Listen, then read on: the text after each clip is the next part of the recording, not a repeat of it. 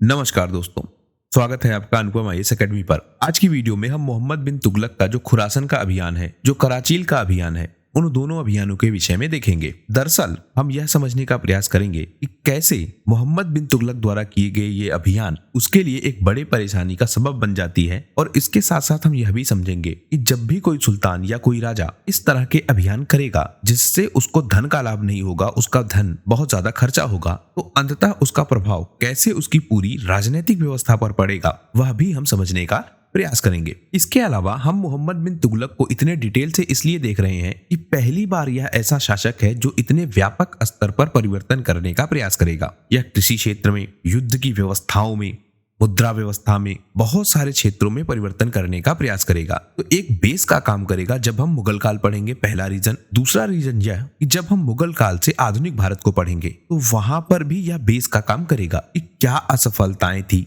क्या सफलताएं थी, कैसे अभियान थे, किस तरह की कार्रवाइयां की गईं। उन सबको जब हम एनालाइज करेंगे तब हम समझ पाएंगे कि मुगल काल कैसे सफल हुआ। और फिर हम यह भी समझ पाएंगे कि कैसे जो यह दिक्कतें आई हैं मोहम्मद बिन तुगलक के सामने, यही दिक्कतें जब मुगल काल के दौरान भी आएंगी तो मुगल काल का पतन कैसे होगा और उसके साथ साथ जो आधुनिक भारत की शुरुआत है वह शुरुआत भी किस प्रकार से होगी। तो इसीलिए मैं आपको मोहम्मद बिन तुगलक को इतने डिटेल से करवा रहा हूं जिससे आप मध्यकालीन भारत को भी ठीक से समझ पाएं।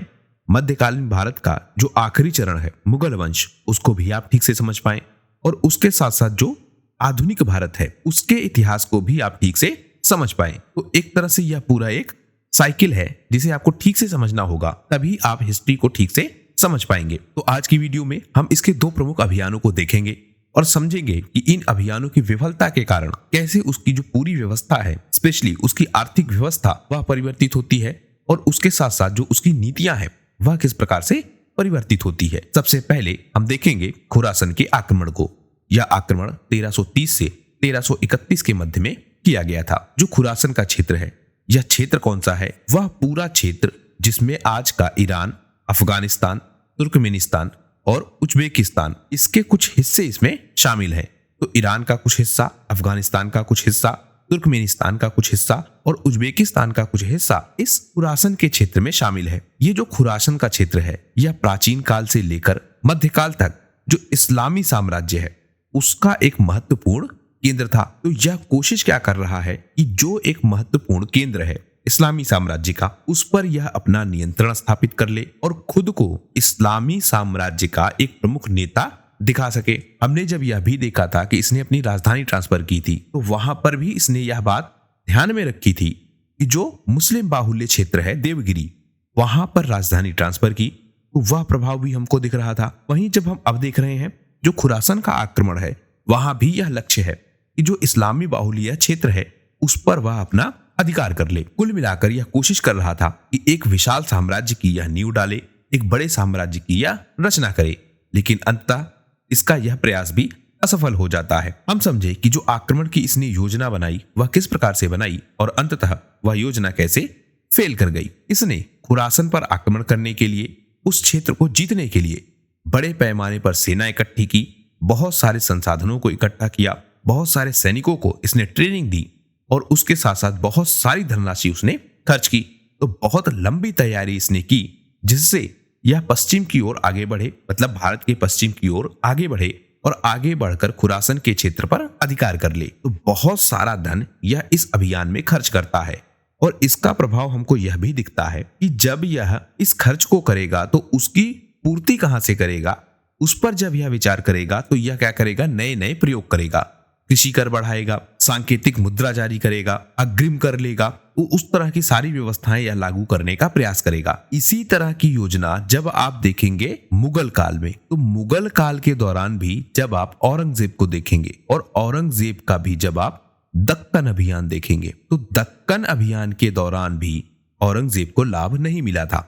उसने बहुत सारा धन खर्चा किया दक्कन के अभियान पर, लेकिन जो रिटर्न मिलना चाहिए था वह उसको नहीं मिला। एक बड़ा कारण यह भी बनता है जो मुगल साम्राज्य को समाप्त कर देता है। तो आक्रमण की इसने योजना बनाई, बहुत सारा धन खर्चा किया और कोशिश कर रहा था कि यह इस क्षेत्र पर अपना अधिकार कर ले। परिणाम क्या हुआ?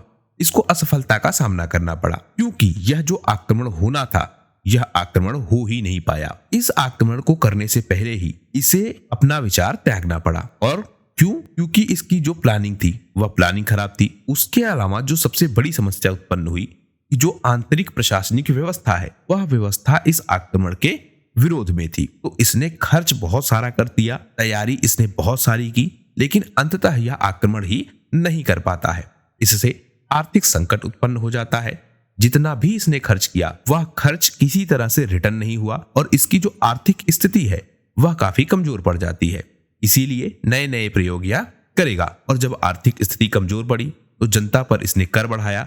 इससे जनता विद्रोही हो गई। साम्राज्य के जो अधिकारी हैं उनमें भी असंतोष आया। धीरे धीरे सब विद्रोह करने लगे और इसी कारण जो इसका राज्य है वह खतरे की स्थिति में आ गया। सबसे ज्यादा परिणाम यह हुआ कि जो इसका नेतृत्व है वह बहुत बदनाम हुआ। लोगों ने या इतिहासकारों ने इसे बहुत निगेटिव तरीके से दिखाया कि एक अच्छे नेतृत्वकर्ता की भूमिका में यह नहीं था और इसीलिए इसे अभागा शासक भी कहा जाता है। तो इसकी छवि को बहुत खराब किया इस आक्रमण ने, जो यह कर ही नहीं पाया, लेकिन इस आक्रमण के लिए इसने बहुत सारा धन खर्च किया था। अब हम यह समझे कि क्या इसने प्लानिंग की और क्यों यह आक्रमण करना चाह रहा था खुरासन के क्षेत्र पर, जिसके लिए इतना सारा इसने धन खर्च किया और अंततः यह आक्रमण ही नहीं कर पाया। तो कारण क्या है आक्रमण का? सबसे पहला कारण कि एक विशाल साम्राज्य की यह स्थापना करना चाहता है। इस क्षेत्र को जीतकर जो व्यापारिक नियंत्रण है इस क्षेत्र का, उस पर यह अपना अधिकार स्थापित करना चाह रहा है। आपको अगर याद हो कि पश्चिम से जो व्यापार हो रहा था, उस पश्चिम के व्यापार का एक बड़ा हिस्सा इस क्षेत्र से हो रहा था। कहां से? खुरासन के क्षेत्र से। तो पश्चिम का जो व्यापार है उस पर यह नियंत्रण करना चाह रहा था। इसी तरह की योजना यह दक्षिण भारत में भी लागू करवाना चाहता था कि दक्षिण भारत के जो व्यापारिक केंद्र हैं, उसके अलावा जो पश्चिम भारत के बंदरगाह हैं, उन पर भी इसका नियंत्रण हो। तो यह व्यापार पर नियंत्रण करने का प्रयास कर रहा था और उसी प्रयास के दौरान यह खुरासन का आक्रमण भी प्लान करता है, लेकिन सफल नहीं हो पाता है। खुरासन में भी इसने देखा था कि उस समय अस्थिरता थी और उस अस्थिरता का मतलब जो इंटरनल डिस्टरबेंस था खुरासन के क्षेत्र में भी, उसका यह लाभ उठाना चाहता था।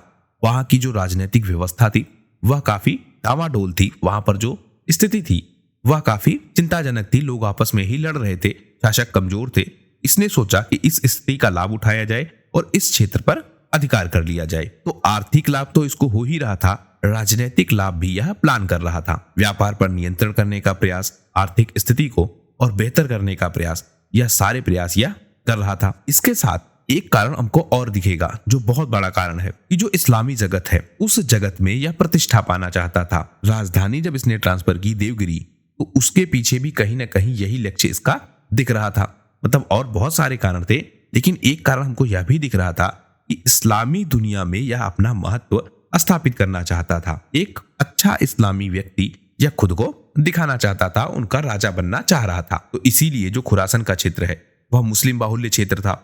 तो उस क्षेत्र पर अधिकार करने के बाद यह खुद को इस्लामी दुनिया में स्थापित करना चाहता था। खुद को एक बड़ा योद्धा और शासक के रूप में स्थापित करना चाहता था। हमने जब पश्चिम के आक्रमण देखना प्रारंभ किया था तो उसमें हमने एक भावना देखी थी, गाजी की भावना, अर्थात ऐसा व्यक्ति जो इस्लाम का प्रचार प्रसार करे, उसको उपाधि मिलती थी गाजी की। और इसमें हम देखते हैं कि मुख्यतः वह लोग शामिल हो जाते हैं जो योद्धा हैं, मतलब युद्धों के बल पर इस्लाम का प्रचार प्रसार किया जाए, यह ज्यादा भावना हमको दिखने लगती है। तो ये सारे लोग किस भावना के साथ काम कर रहे थे? गाजी की भावना से। तो उसी तरह का कुछ प्रभाव हमको मोहम्मद बिन तुगलक पर भी दिख रहा है। यह भी इस्लामी जगत में अपनी प्रतिष्ठा को बढ़ाना चाहता है। इसके साथ साथ जो इसकी अपनी शासन व्यवस्था है उसको यह वैलिडिटी दिलवाना चाहता था इससे इस्लामी जगत से, क्योंकि जो इसकी नीतियां हैं, इसका जो प्रशासन है, उससे जनता लगातार खुश नहीं है। जनता में असंतोष है, वह विद्रोह कर रही है। तो यह कोशिश कर रहा था कि अगर खुरासन को जीत लेता है तो बहुत सारे व्यापारिक क्षेत्रों पर इसका नियंत्रण हो जाएगा, बहुत सारा जो टैक्स का कलेक्शन है वह इसे प्राप्त हो जाएगा और वह इन्वेस्ट कर देगा अपने साम्राज्य में। और जब जनता की समस्या जो है, समस्या क्या है? आर्थिक समस्या है, व्यापारिक समस्या है, टैक्स यह बढ़ा रहा है, कुल मिलाकर जनता की जो समस्या है उस समस्या को वह इस टैक्स से पूरा कर देगा। जो टैक्स वसूलेगा कहां से? खुरासन से। तो खुरासन पर आक्रमण करेगा, उनके क्षेत्रों पर अधिकार करेगा, वहां से बहुत सारा टैक्स कलेक्ट करेगा, उस टैक्स को अपने साम्राज्य में लाकर शामिल कर देगा, उसका जो अमाउंट है अपने साम्राज्य में शामिल कर देगा।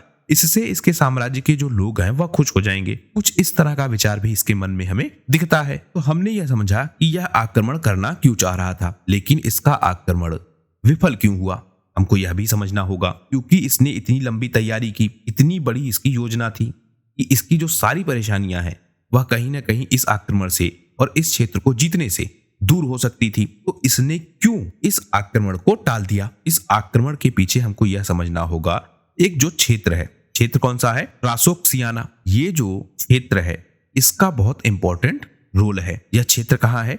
मध्य एशिया में, और जो वर्तमान का उज्बेकिस्तान है, तुर्कमेनिस्तान है, किर्गिस्तान है और कजाकिस्तान है, यह इस क्षेत्र में शामिल है। मतलब इसके क्षेत्र इसमें शामिल है। इस क्षेत्र में अराजकता की पहले स्थिति थी, लेकिन यह स्थिति परिवर्तन हो गई समय के साथ। और जब यह आक्रमण करने का प्रयास कर रहा था, कहां पर? खुरासन पर। तो यहाँ जो क्षेत्र है ट्रासोक्सियाना, यहाँ पर बहुत सारी घटनाएं घट रही थी। सबसे पहला, मंगोलों का प्रभाव यहाँ बढ़ रहा था। मंगोल साम्राज्य के लोग इस क्षेत्र पर बहुत मजबूत थे। चंगेज खान जैसा यहाँ व्यक्ति था और उसके उत्तराधिकारी जैसे तैमूर, यह सारे लोग इस क्षेत्र पर अपना अधिकार बनाए हुए थे। तो बहुत ताकतवर शासक थे मंगोलों के रूप में, जो इस क्षेत्र पर अपना अधिकार बनाए थे। यह मंगोल मध्य एशिया के इस क्षेत्र पर बड़े सैन्य अभियान कर रहे थे, वहां पर जीत प्राप्त कर रहे थे। तो यह क्षेत्र इनके नियंत्रण में था। जब यह आक्रमण करना चाह रहा था तो इसने देखा कि जो यह मंगोल हैं, अब यह मंगोल अलग अलग गुटों में बढ़ चुके हैं, उनमें आपसी विभेद है और अलग अलग गुट सक्रिय हैं। तो एक बड़ा क्षेत्र है, उस क्षेत्र पर मंगोलों का अधिकार है। पहले जब शासक बड़े हैं तो वह उस पूरे क्षेत्र पर कंट्रोल किए हुए हैं, लेकिन जब बड़े शासक जाते हैं तो जो छोटे शासक हैं वह आपस में बट जाते हैं। और जब यह देखता है कि बटे हुए शासक हैं तो आक्रमण करके उस क्षेत्र पर अधिकार करना चाहता था। तो मंगोलों का प्रभाव हमको इस क्षेत्र पर दिख रहा है, और कैसे वह प्रभाव परिवर्तित हो रहा है वह भी हम समझ रहे हैं। उसके अलावा एक व्यक्ति उदित होता है, तैमूर लंग। इसका जब साम्राज्य उदय होगा तो यह मोहम्मद बिन तुगलक के शासनकाल के दौरान ही उदित हो जाएगा। अब यह कौन है? यह भी एक मंगोल शासक है, और इसने भी ट्रासोक्सियाना को अपने साम्राज्य का हिस्सा बनाए रखा। इसका जो मुख्यालय है वह कहाँ है? समरकंद में, और यह भी इसका एक प्रमुख शहर है। कौन सा? समरकंद शहर है ट्रासोक्सियाना का। तो वहां पर तैमूर का शासन है। तैमूर भी बहुत सारे क्षेत्रों पर आक्रमण करता है, जिसमें भारत का क्षेत्र भी शामिल है। तो वहां से यह अपने साम्राज्य का विस्तार करने का प्रयास करता है। तो एक तरफ जो तैमूर का साम्राज्य है वह अपनी शक्ति बनाए हुआ था, दूसरी तरफ जो मोहम्मद बिन तुगलक है वह खुरासन पर आक्रमण करना चाहता है। तो जहां बीच में एक गैप आया कि जो साम्राज्य हैं या जो मंगोल शासक हैं वह आपस में बटे हुए हैं, उनका एक जो उत्तराधिकारी है तैमूर लंग, वह पूरे क्षेत्र पर अधिकार करता है और एक शक्तिशाली शासक के रूप में उभर कर आता है। तो खुरासन पर अब यह आक्रमण करना चाह रहा था स्थिति का लाभ उठाकर, लेकिन तैमूर लंग जैसा इसको व्यक्ति मिलता है जो न केवल इस क्षेत्र पर अधिकार रखता है बल्कि भारत पर भी आक्रमण करता है। तो तैमूर लंग अपनी एक मजबूत स्थिति बना चुका था। यह फायदा उठाना चाह रहा था राजनीतिक अस्थिरता का, संघर्ष का, लेकिन जो यह संघर्ष है यह उतने समय के लिए नहीं हो पाता है कि यह आक्रमण कर सके। तो पहले तो एक समस्या यह थी कि जो मंगोल शासक हैं वह आपस में बटे हुए थे। दूसरा, जो मंगोल शासक हैं और जो तुर्की के शासक हैं इनके बीच भी लड़ाई चल रही थी। तो एक तरफ मंगोल आपस में बटे थे, दूसरा मंगोल और तुर्की के बीच भी लड़ाई चल रही थी। तो पूरी तरह से एरिया डिस्टर्ब था। लेकिन एक नया प्रशासक आता है तैमूर लंग, वह क्या करता है, उन क्षेत्रों को जीतता है और न केवल जीतता है बल्कि भारत पर भी आक्रमण कर देता है। तो इसकी जो पूरी योजना है वह फेल हो जाती है और अंततः यह अपने पूरे प्लान को ड्रॉप कर देता है। जो यह आपका ट्रासोक्सियाना का क्षेत्र है इसमें दो प्रमुख शहर हैं, एक बुखारा, दूसरा समरकंद। समरकंद जो तैमूर लंग की राजधानी है। तो दो प्रमुख शहर है बुखारा और समरकंद। दोनों क्या हैं? व्यापारिक केंद्र हैं। बहुत सारा व्यापार यहाँ पर हो रहा था और जो सिल्क रोड है चीन वाला वह भी यहीं पर हमको मिलता हुआ दिखता है। तो एक तरह से यह जंक्शन है जहां पर बहुत सारे व्यापारिक मार्ग आपस में मिल रहे हैं। इसीलिए इस क्षेत्र में इतना ज्यादा व्यापार विकसित हो रहा था और यही कारण था कि मोहम्मद बिन तुगलक आक्रमण करके इस क्षेत्र को अपने अधिकार में लेना चाह रहा था।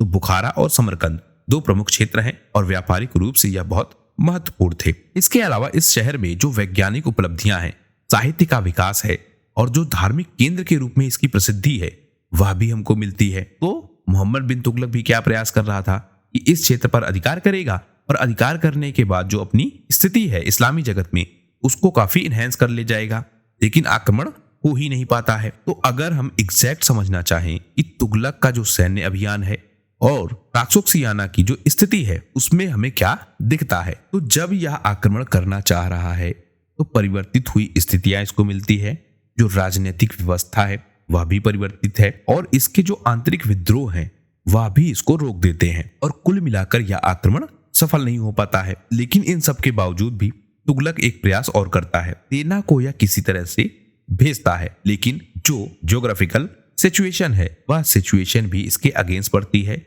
और अंततः इसे रिटर्न होना पड़ता है। इस हार का जो परिणाम हुआ वह इस बार और बुरा हुआ। इसने मोहम्मद बिन तुगलक की स्थिति को और बुरा कर दिया, क्योंकि इतनी लंबी तैयारी के बाद, इतना सारा खर्च करने के बाद, इतने सारे सपने दिखाने के बाद यह फेल कर जाता है और फेल करने के बाद जो आर्थिक स्थिति है वह बहुत दयनीय हो जाती है। हमने देखा था कि भुखमरी जैसी स्थिति भी फैलने लगती है।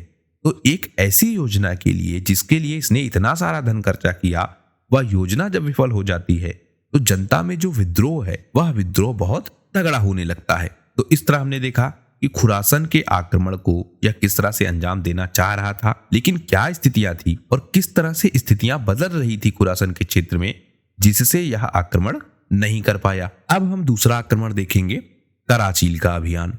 यह अभियान करता है 1337-1338 के मध्य। यह जो क्षेत्र है कहां पर है, कश्मीर का और जो तिब्बत के निकट क्षेत्र है वहीं पर हमको कराचील मिलता है। वर्तमान समय में देखें तो उत्तराखंड का कुछ हिस्सा, हिमाचल प्रदेश का कुछ हिस्सा इस क्षेत्र में हमको शामिल मिलता है। हालांकि ऐतिहासिक रूप से जो कराचील का क्षेत्र है वह बहुत ज्यादा डिफाइन नहीं है, मतलब एक अंदाजा लगाकर बताया जाता है कि शायद इसी क्षेत्र की बात की जा रही है। तो कश्मीर और तिब्बत का जो क्षेत्र है, या हम कहें जो वर्तमान उत्तराखंड है या हिमाचल प्रदेश का क्षेत्र है, वहीं पर हमको कराचील शायद मिलता है। इस आक्रमण का क्या उद्देश्य है? एक तो साम्राज्य का विस्तार जो यह करना चाह रहा था, दूसरा व्यापारिक मार्गों पर नियंत्रण, वह भी यह करना चाह रहा था क्योंकि यहाँ से जो तिब्बत का व्यापार है वह भी हो रहा था, तो वहां पर भी यह नियंत्रण करना चाहता था। तीसरा, यह सैन्य शक्ति का प्रदर्शन करना चाह रहा था, बार बार यह फेल कर रहा था। तो इसको ऐसा लग रहा था कि एक अगर सफल आक्रमण कर ले गया, एक बड़े क्षेत्र को यह जीत ले गया, तो भी राजा के रूप में इसकी जो प्रशंसा है और इसकी जो स्थिति है वह काफी बढ़ जाएगी। तो सैन्य शक्ति का प्रदर्शन भी करना चाह रहा था। आक्रमण हुआ कैसे? इसने बहुत बड़ी सेना भेजी, कहां पर? कराचील में। और इसका नेतृत्व कौन कर रहा था? खुसरो मलिक। तो खुसरो मलिक के नेतृत्व में यह कराचील में बहुत बड़ी सेना भेजता है, लेकिन यहां भी स्थिति इसके विपरीत होती है, क्योंकि जो यह क्षेत्र है यह पहाड़ी क्षेत्र है और यहाँ पर जो बर्फबारी है वह काफी ज्यादा होती है। तो जो स्थिति है, ज्योग्राफिकल कंडीशन है, वह काफी खराब होती है और जो इसके सैनिक हैं वह इन क्षेत्रों में लड़ने के आदी भी नहीं थे, मतलब उनको ऐसा एक्सपीरियंस नहीं था कि वह इन क्षेत्रों पर लड़ पाए। रास्ते बहुत कठिन है, जलवायु बहुत कठोर है और इन सारी स्थितियों के कारण जो इसके सैनिक हैं उन्हें पीछे हटना पड़ता है। इसके अलावा जो स्थानीय जनजातियां हैं वह भी बहुत तगड़ा विद्रोह करती हैं और इन विद्रोहों के कारण भी वह आगे नहीं बढ़ पाता है, क्योंकि इसके जो सैनिक है वह मैदानी क्षेत्रों में लड़ने में निपुण है। और यह क्षेत्र कैसा है? पहाड़ी क्षेत्र। और यहाँ पर जो युद्ध पद्धति है वह क्या है? गोरिल्ला युद्ध की। तो गोरिल्ला युद्ध की पद्धति जो इन क्षेत्रों में बहुत पावरफुल टूल है, उस टूल के माध्यम से जो पहाड़ी सैनिक हैं या जो पहाड़ी स्थानीय लोग हैं या हम कहें जो जनजातियां हैं वह लड़ रही हैं और इसके सैनिकों को ऐसी कोई ट्रेनिंग मिली नहीं है। तो उन सब स्थितियों के कारण भी इसके सैनिक कमजोर पड़ जाते हैं और अंततः जो कराचील का अभियान है यह अभियान भी फेल कर जाता है। इस अभियान के कारण भी इसकी जो सेना है उसका एक बहुत बड़ा हिस्सा समाप्त हो जाता है। जो बचकर लौटे वह बहुत कमजोर हो चुके थे और बहुत हताश हो चुके थे। तो कराचील के अभियान ने भी इस मोहम्मद बिन तुगलक की स्थिति को बहुत खराब कर दिया। तो इस तरह से दो इसने अभियान किए और दोनों अभियानों का जो परिणाम था वह इसके अगेंस्ट आया और इनके कारण जो इसकी स्थिति है, एक तो आर्थिक स्थिति लगातार खराब हो रही थी, यह प्रयास कर रहा था बहुत सारा धन खर्च के कि इन क्षेत्रों पर अधिकार कर ले, और कारण क्या था कि व्यापारिक मार्गों पर नियंत्रण स्थापित कर ले। लेकिन दोनों अभियान फेल कर जाते हैं और अंततः यह एक बड़ा कारण बनते हैं इसकी असफलताओं के पीछे। तो आशा करता हूं यह वीडियो आपको पसंद आया होगा। वीडियो यदि पसंद आया हो तो प्लीज शेयर कीजिए अपने दोस्तों के साथ, सब्सक्राइब कीजिए इस चैनल को। आपका हमसे जुड़ने के लिए बहुत बहुत धन्यवाद। आपका दिन शुभ हो।